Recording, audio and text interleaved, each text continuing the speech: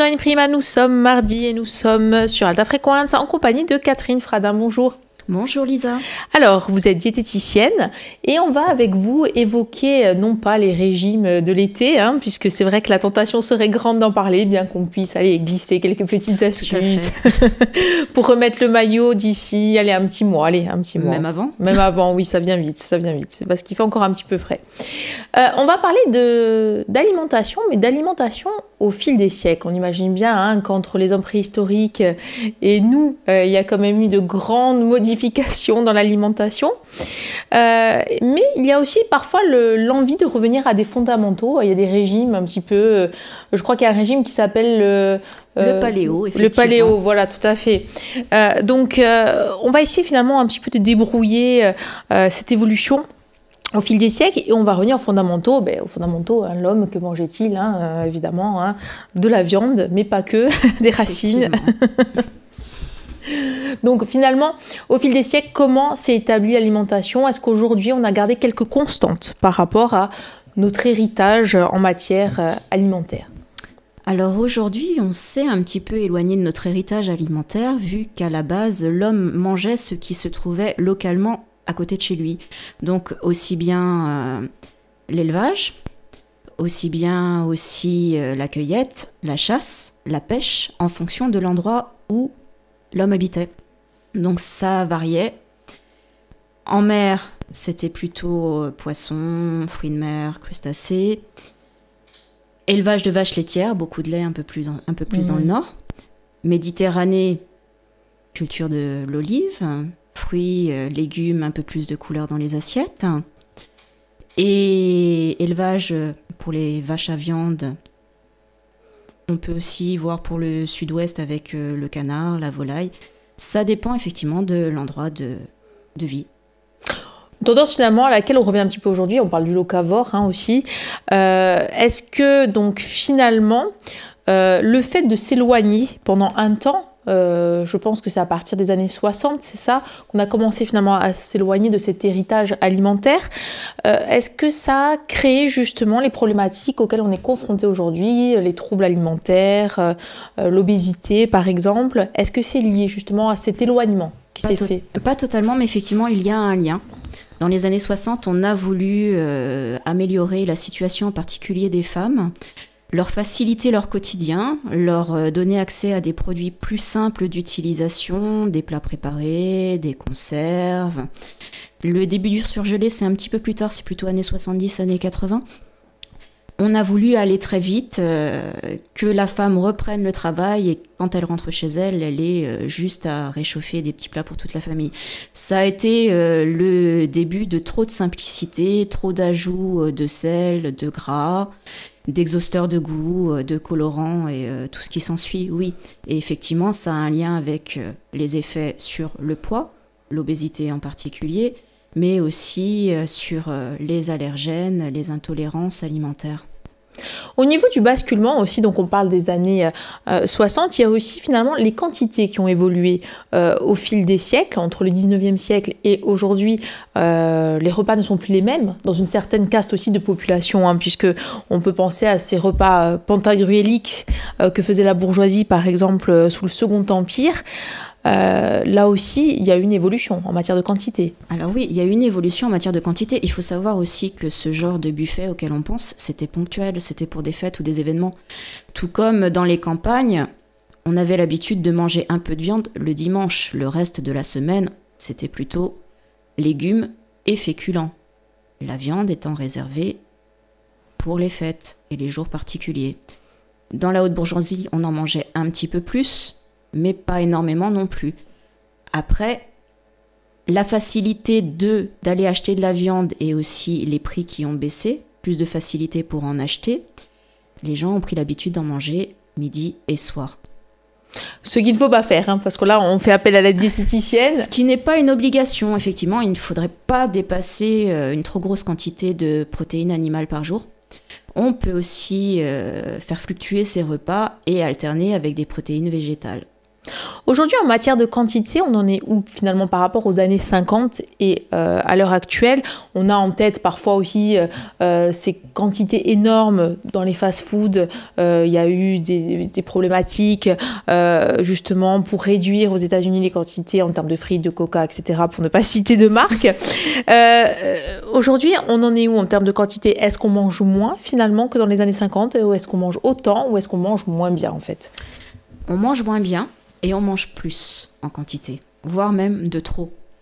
Il faudrait avoir une commune mesure et se rendre compte qu'il faut rééquilibrer ses rations. Donc diminuer la portion de viande, poisson ou d'œufs quotidienne, voire en manger tous les 2 ou 3 jours, ce qui ne pose aucun souci au niveau métabolisme. La bonne quantité, ce serait entre 100 et 200 grammes maximum par jour, ce qui n'est pas énorme. Après, il faut équilibrer, ajouter beaucoup plus de fruits et légumes, ajouter un petit peu de matière grasse, on en a besoin, il ne faut surtout pas les éliminer, un petit peu de sucre pour le plaisir, et bien entendu, des féculents pour tenir bon. Merci beaucoup Catherine Fradin, on se retrouve demain, on va continuer évidemment à parler de cette alimentation au fil des siècles, comment elle a évolué et surtout aujourd'hui qu'est-ce qu'il faut en garder et qu'est-ce qu'il faut faire évoluer également. À demain, au revoir. Bonjour, bienvenue dans Imprima, nous sommes mercredi, nous sommes sur Alta Frequenza, toujours en compagnie de Catherine Fradin, bonjour. Bonjour. Je le rappelle, vous êtes diététicienne, on évoque avec vous la question de l'alimentation au fil des siècles, au fil aussi du siècle précédent, j'allais dire de notre siècle, mais non, il est achevé. Oui, on est sur 2 siècles. Oui. Voilà, on est sur 2 siècles maintenant, effectivement. On va parler d'alimentation, on va parler aussi de ce retour finalement à des valeurs sûres, à cette cuisine familiale qu'on voit de plus en plus aujourd'hui, même dans les grands restaurants, puisqu'on la revisite sans cesse. Avant, finalement, la cassure des années 60, qu'est-ce qu'on mangeait très concrètement en famille ? Qu'est-ce qu'on mangeait très concrètement? Des plats plutôt mijotés qui se gardaient sur plusieurs jours, sur 2 ou 3 jours, que la mère de famille faisait à l'avance de façon à le laisser sur le coin du feu et à servir les portions quand arrivait le moment du repas. On mangeait aussi du pain, mais on n'allait pas acheter son pain tous les jours. C'était plutôt des grosses miches qu'on faisait durer. Et vers la fin, il était plutôt dur, donc on le trempait dans la soupe ou dans les plats en sauce. On était beaucoup sur des plats préparés à base de légumes, avec un petit peu de viande pour rehausser. Quel type de plat? Par exemple, un pot-au-feu, ça pourrait rentrer dans cette une blanquette, ragoût, un ragoût. Voilà, c'est véritablement ce genre de plat finalement qu'on trouvait sur les tables. Le repas, comment était-il composé justement aussi avant ces années 60? Est-ce que c'était une entrée, un plat, un dessert? On voit qu'aujourd'hui, par exemple, l'entrée, c'est quelque chose qu'on mange de moins en moins. On est beaucoup sur des plats, sur un grand plat et un dessert. Quelle était la construction? Alors, le midi, habituellement, c'était un plat un peu plus lourd, entre guillemets, à base de féculents, légumes, avec un petit peu de matière grasse et de protéines animales, avec éventuellement des fruits en dessert. Et le soir, c'était relativement léger. Nos anciens mangeaient habituellement une soupe. La fameuse soupe. Voilà, la fameuse soupe. Ils sont toujours habitués de toute façon, avec un morceau de fromage, de pain, éventuellement un yaourt, et ça leur suffit. Alors, il y a eu une diabolisation aussi de cette cuisine familiale parce qu'on voit les calories cachées, on peut dire, dans ces plats mijotés, ces plats souvent en sauce. On a souvent tendance à dire que les grands-mères avaient la main lourde sur la matière grasse, sur l'huile, sur le beurre, etc. Pourtant, quand on regarde les gens à l'époque, certes, il n'y avait peut-être pas ce diktat de l'ultra-minceur, mais ils étaient relativement minces. Ils bougeaient aussi nettement plus que nous. Voilà, ils avaient énormément, même dans les villes, ils se déplaçaient beaucoup à pied. Ils avaient aussi des travaux physiques, beaucoup faisaient du jardinage, avaient leur potager. C'est aussi du travail physique quelque part. Et au niveau des quantités, les assiettes étaient quand même nettement moins garnies que la tendance actuelle. Une alimentation finalement qui était peut-être indiquée justement à ce type, ce mode de vie de l'époque et qui aujourd'hui ne serait pas adaptée à notre mode de vie sédentaire? Je pense que l'alimentation de l'époque serait adaptée, mais il va falloir changer aussi les mentalités et que les gens se rendent compte qu'on ne prend pas la voiture pour aller acheter une baguette de pain. Donc il faut bouger un petit peu plus et il faut aussi ne pas se servir des quantités pantagruéliques. Aujourd'hui, justement, en termes de quantité, la plupart des gens mangent-ils plus qu'ils ne devraient finalement? Vous qui avez ce regard de diététicienne, le souci, c'est les quantités ou le souci finalement c'est la malbouffe? C'est les deux. Alors c'est soit les quantités, on a tendance à soit se servir des trop grosses portions, c'est aussi la répartition. L'équilibre alimentaire ne se fait pas sur un repas, sur 2 repas, mais sur plusieurs jours, voire sur plusieurs semaines. Et les gens ont tendance à toujours manger plus ou moins la même chose. Il faudrait apprendre à ne pas diaboliser, à manger de tout et surtout à réintroduire des aliments entre guillemets sains, fruits, légumes. Quand justement arrive, est-ce que c'est à partir des années 60-70 qu'arrivent ces modes finalement des régimes? Cette mode aussi de l'ultra-minceur, elle va arriver progressivement dans ces années-là. Et donc finalement, l'assiette, ça va devenir un moment conflictuel. C'est ça. Vers la fin des années 60, les années 70, on commence à avoir les premiers dictats de la minceur avec les égéries de l'époque, Jane Fonda et tout ce qui s'ensuit, les premiers mannequins filiformes, les premiers bikinis aussi. Eh oui. Donc là, il va falloir pouvoir le porter. Les femmes se rendent compte qu'elles sont quand même relativement rondes. Il n'y a quand même pas encore de matraquage tel qu'il y a eu dans les années 80-90. Et ça, justement, on en parlera demain en votre compagnie, Catherine Fradin, de ce diktat du corps qui va apparaître progressivement, justement, dans les années 90. À demain. Au revoir. Au revoir. Bonjour, nous sommes jeudi, nous sommes sur Alta Frequenza, toujours en compagnie de Catherine Fradin. Bonjour. Bonjour. Alors, vous êtes diététicienne. Et on a évoqué avec vous finalement cette évolution de l'alimentation. On va parler aussi du regard sur le corps, on le sait, l'alimentation, le corps, l'ultraminceur, les régimes, l'évolution du corps de la femme, il s'est finalement opéré entre les années 40 et aujourd'hui. On va revenir à un sujet qui vous est cher. Oui, on va vous faire un petit clin d'œil puisque vous êtes aussi Miss Pin-Up Corse. 2016, pardon. 2016, oui. La successrice bientôt, non? Oui, nous organisons l'élection le 17 juin, donc il y a déjà plusieurs candidates pour devenir Miss Pin-Up Corse 2017. Donc elles sont en lice, c'est ça. Alors justement, l'évolution entre ces pin-up et aujourd'hui, elle est quand même majeure, puisque finalement, est-ce qu'on peut le dire que le corps de la femme dans les années 50, il était peut-être plus adapté à la nature, à l'évolution que subit la femme suite à des grossesses, suite peut-être aussi à un mode de vie aussi qui était plus sédentaire dans les années 50, donc la femme était moins sportive. Comment était-il ce corps de la femme dans les années 40-50 ? Alors dans les années 40-50, voire 60, elles étaient, dans la majeure partie des cas, relativement plus petites que la tendance actuelle. Elles étaient pour la plupart en taille 38-40, voire 42.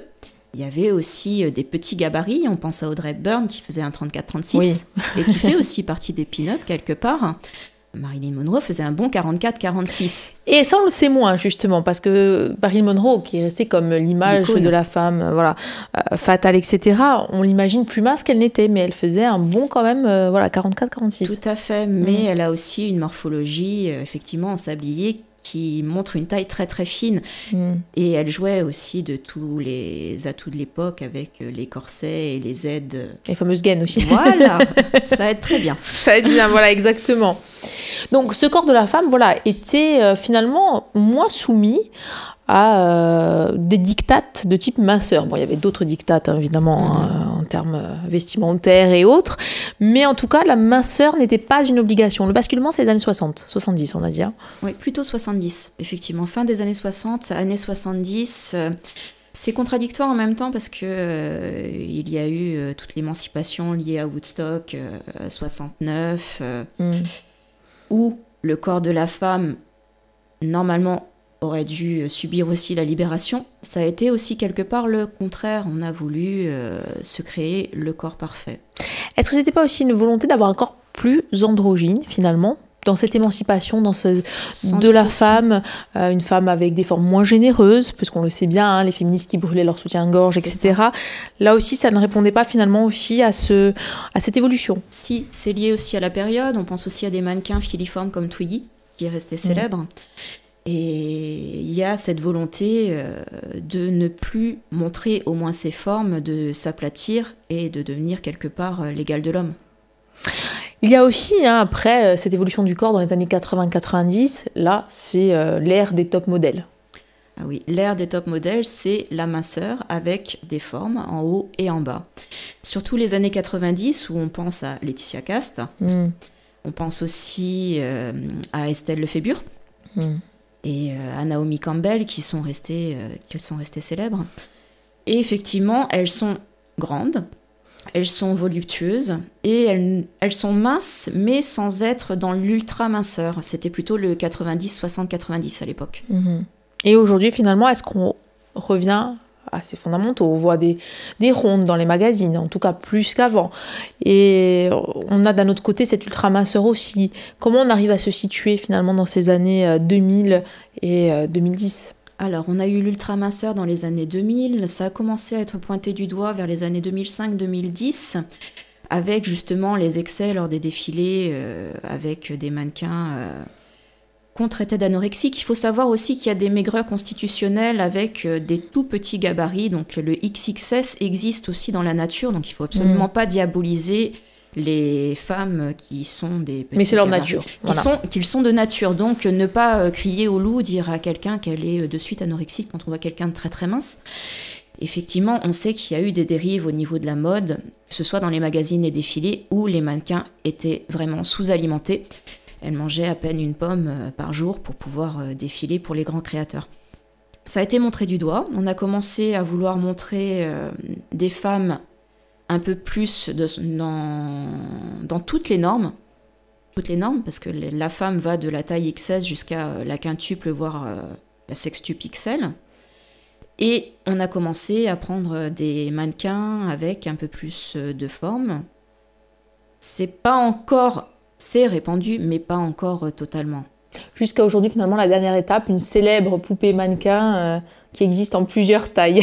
C'est ça, petite, grande, un peu plus large, un peu plus fine, pour pouvoir s'identifier un peu plus facilement. Merci beaucoup Catherine Fradin, on se retrouve demain pour notre dernière émission. Merci. À demain, au revoir. Bonjour, bienvenue dans Imprima pour cette dernière émission de la semaine en compagnie de Catherine Fradin. Bonjour. Bonjour. Alors vous êtes diététicienne, on a retracé tout au long de la semaine les évolutions sur le corps de la femme, sur l'alimentation au fil du siècle, au fil des siècles, et on va terminer finalement par ces dernières années avec finalement l'alimentation prise de tête. Est-ce qu'on est un petit peu dans ce cadre aujourd'hui de cette alimentation prise de tête entre les contraintes, entre il ne faut pas manger, entre les restrictions, entre le sans gluten, entre le sans lactose, etc. Finalement, est-ce qu'aujourd'hui on n'a pas mal à notre alimentation?